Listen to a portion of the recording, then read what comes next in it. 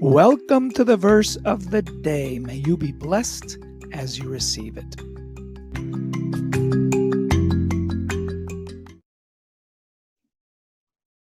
Good day, everyone.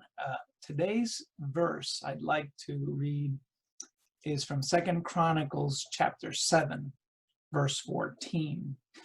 This is what God told Solomon after Solomon had finished building the beautiful temple and dedicated it with many sacrifices, lots of prayer, a nice long prayer given by Solomon himself.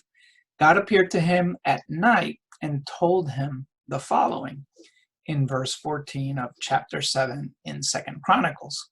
He said, "If my people who are called by my name will humble themselves and pray and seek my face and turn from their wicked ways, then I will hear from heaven and I will forgive their sin and will heal their land." So notice he says, if my people who are called by my name. Now at the time when this happened, they didn't know the Messiah. They didn't know Jesus Christ. So his people who were called by his name, of course, were the Israelites. But this is a prayer that applies even more to us today now as God's people, because the name that we have is a much more significant name, the name of Jesus Christ. So we are called by God's name, an even more intimate relationship we have with the Father.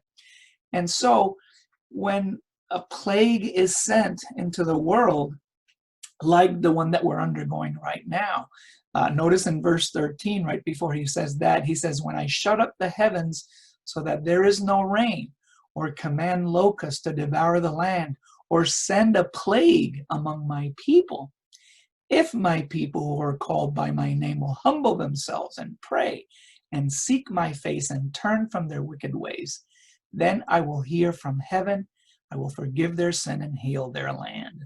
So yes, this is very applicable at all times, particularly at a time right now when people are afraid and fearful because of this plague. We can certainly call this pandemic a plague. So it is up to us, the people of God who are called by his name, by the name of Jesus Christ, to humble ourselves at this time and offer prayers, seek the face of God, and teach others to do the same.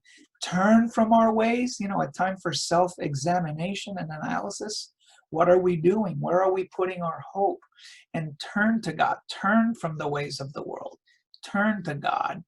And God promises that he will hear us when we eagerly seek him out and believe that he will reward us. He says here, "I will hear and I will forgive your sin and heal your land."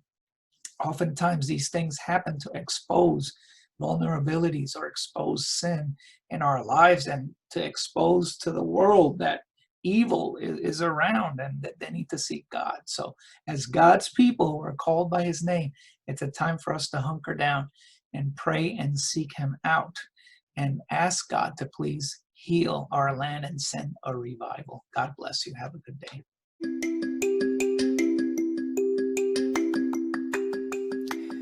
I pray you have been blessed by the insight you received from today's verse of the day.